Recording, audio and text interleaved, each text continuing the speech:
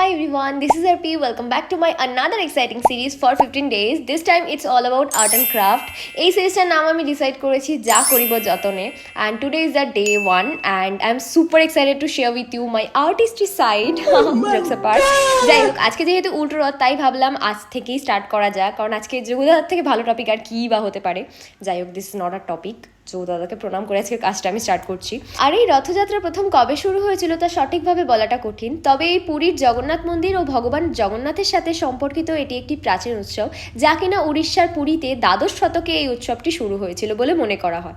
প্রতি বছর আষাঢ় মাসের শুক্লা পক্ষের দ্বিতীয় তিথিতে এই উৎসবটি পালন করা হয়। আর জগন্নাথ, বলরাম, সুভদ্রা এই তিন দেবতা তিনটি বিশাল কাঠের রথে করে গুন্ডিচা মন্দির অর্থাৎ তাদের মাসির বাড়িতে এক সপ্তাহের জন্য অবস্থান করেন। মাসির বাড়িতে তারা পোড়া পিঠে নৈবেদ্য ভোগ করেন, যা দেবতার প্রিয় একটি বিশেষ ধরনের খাবার।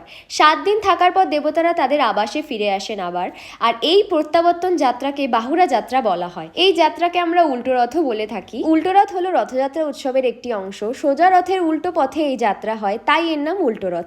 গুন্ডিচা মন্দির থেকে জগন্নাথ দেব তার নিজ মন্দিরে ফিরে আসেন, আর এর হাত ধরেই পুরীর রথযাত্রা উৎসবের সমাপ্তি হয়। গল্প করতে করতে আমারও কাজটা শেষ। আমি জগন্নাথ দেবের একটা ওয়াল হ্যাঙ্গিং বানিয়েছি, সো কেমন লাগছে কমেন্টে অবশ্যই জানিও। ভুল হলে মাফ করে দিও, জানিও কি কি করতে হবে।